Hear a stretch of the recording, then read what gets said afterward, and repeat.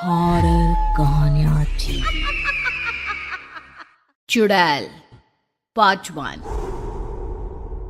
ऊंची ऊंची पहाड़ियों और घने जंगल से घिरा हुआ भैरवगढ़ गांव काली पहाड़ी के ठीक पीछे था। काली पहाड़ी यानी मौत का घर। भैरवगढ़ गांव तक पहुंचने का रास्ता बेहद दुर्गम था। लगभग 24 घंटे घने तूफान और तेज हवाओं की वजह से वहां के वीराने माहौल की कहानियां लोगों के दिलों को दहला देती थी। ऐसे बहुत कम लोग थे जो भैरवगढ़ गांव तक जाने की हिम्मत करते थे। लोगों का कहना था कि इस गांव के आसपास बुरी आत्माओं का साया मंडराता है। गांव के रहने वाले लोगों ने वैसे तो अपनी आंखों से किसी बुरी आत्मा या साये को नहीं देखा था, लेकिन गांव का बच्चा बच्चा इस बात को महसूस कर सकता था कि गांव के ऊपर कोई तो खौफनाक साया मंडरा रहा है। और उसकी वजह ये थी कि उस गांव में जैसे ही कोई लड़का 18 साल का होता, उसके 18वें जन्मदिन की रात ठीक 12 बजे अकस्मात उसकी मौत हो जाती। हर बार ये मौतें बड़े ही रहस्यमयी ढंग से होती और इस बार सरपंच सुमेर के बेटे को 18 साल होने में अब बस 15 दिन बाकी थे। अजी सुनते हैं, हमारा बेटा भी कुछ दिन बाद 18 साल का हो जाएगा। कहीं वो डायन उसे भी खा गई तो। कैसी बातें कर रही हो? जब वो इस गांव में ही नहीं है तो कोई भी डायन या बुरा साया उसका कैसे कुछ बिगाड़ सकता है? उसे कुछ नहीं होगा। हाँ जानती हूँ, आपने उसे पढ़ाई के बहाने इस गांव से बाहर निकाल शहर भेज दिया है, लेकिन ये भी तो सच है ना कि वो बार बार यहाँ आने की जिद करता रहता है। वो चाहे कितनी भी जिद कर ले जानकी, पर मैं उसे इस गांव में कभी वापस नहीं आने दूंगा। मैं नहीं चाहता कि गांव के दूसरे लड़कों की तरह मेरे बेटे की भी अजीबोगरीब ढंग से मौत हो जाए। कभी कभी तो लगता है कि हम सब गांव वालों को हिम्मत करके अपने गांव को इस बुरी आत्मा से छुड़वा लेना चाहिए। लेकिन कौन जानता है आखिर वो खतरनाक साया किसका है? वो काली आत्मा कौन है जो रातों रात हमारे गांव के लड़कों को निगल जाती है? सुमेर और जानकी जब ये सारी बातें कर रहे थे तब रात के लगभग 10 बज चुके थे और हर रात की तरह भैरवगढ़ गांव एक भयानक काले तूफान की आगोश में था। बाहर चल रही तेज हवाएं और बारिश के बीच कभी कभी ऐसा लगता जैसे कोई बुरी तरह से चीख रहा है। किसी के तड़पने और चीखने की आवाजें गांव के कानों में बार बार टकराती, पर वहां रहने वाले किसी भी औरत या आदमी के अंदर इतना साहस नहीं था कि वो अपने घर से बाहर कदम रख के उन आवाजों तक पहुंच सके। सो जाओ जानकी और घर के खिड़की दरवाजे कसकर बंद कर दो। अब जानकी सब खिड़कियां ठीक से बंद करने ही लगती है कि तभी उसे अपने घर के दरवाजे पर जोर जोर से खटखटाने की आवाजें सुनाई देती है। इन आवाजों को सुनकर जानकी और सुमेर के चेहरे डर से पीले और हाथ पैर ठंडे पड़ जाते हैं। जानकी, जानकी, इतनी रात कौन होगा? पता नहीं, ऐसा लग रहा है कोई बुरी तरह से दरवाजा खटखटा रहा है। अरे हाँ, पर किसी की आवाज भी तो नहीं आ रही। क्या करूं? दरवाजा खोल लूं या नहीं? कहीं ऐसा ना हो कि किसी को हमारी मदद की जरूरत हो। लड़खड़ाते कदमों से सुमेर दरवाजे के करीब जाता है और अपने कान को दरवाजे पर रख धीरे से आवाज देते हुए पूछता है, कौन कौन है? कौन है वहां? तभी एक बेहद डराने वाली आवाज उसके कानों से टकराती है। दरवाजा खोलो, दरवाजा खोलो, वरना आज की रात इस गांव में कोई जिंदा नहीं बचेगा।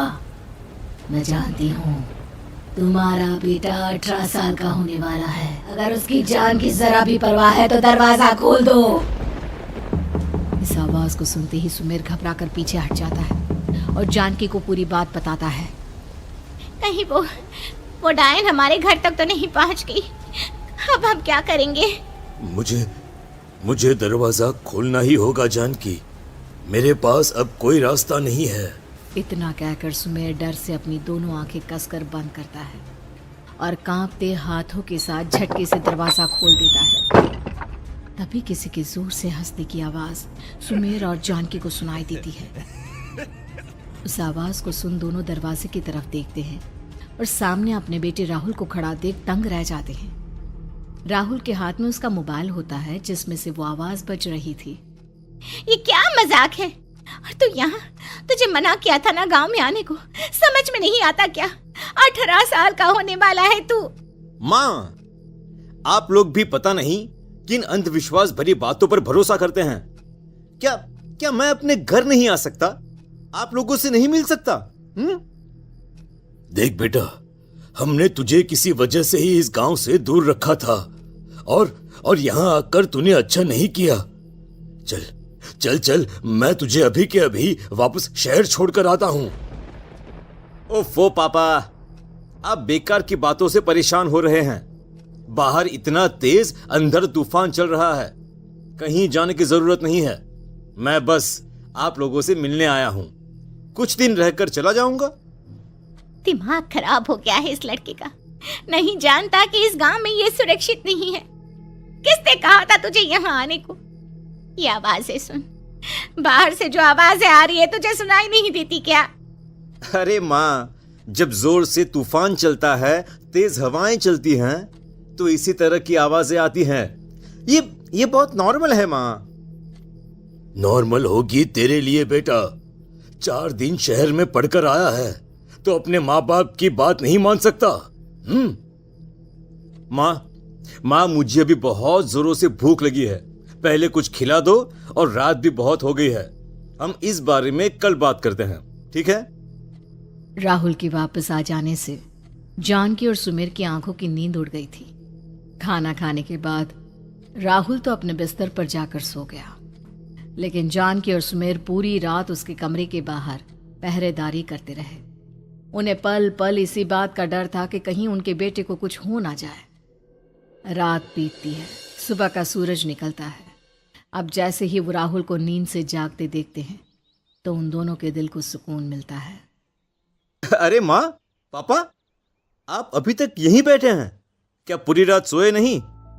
जिनकी जवान बेटी की जान को खतरा हो, उन माँ बाप को नींद नहीं आती बेटा। अब तो वापस शहर चला जा। देखो माँ, मैं किसी जरूरी काम से इस गांव में आया हूं, और वो काम पूरा होने के बाद मैं खुद यहां से चला जाऊंगा। काम? गांव में तेरा क्या काम है? पापा, मैं बचपन से ही इस गांव के बारे में बेहद डरावने किस्से सुनते आया हूं, इसीलिए अब मैं उन्हीं किस्सों के ऊपर डॉक्यूमेंट्री फिल्म बनाऊंगा। रिसर्च करना चाहता हूं कि आखिर सच्चाई है क्या। हे भगवान, लो जी, सुन लिया, और भेजो इसे पढ़ने के लिए शहर। मैंने आपसे पहले ही कहा था, मेरी बहन के पास दूसरे गांव भेज दो। ना ये शहर जाता और ना उल जुलूल की बात इसके दिमाग में आती। जानकी और सुमेर राहुल को समझाने की बहुत कोशिश करते हैं, पर वो किसी की बात नहीं सुनता और अपना कैमरा लेकर गांव की पास वाली काली पहाड़ी की तरफ निकल जाता है।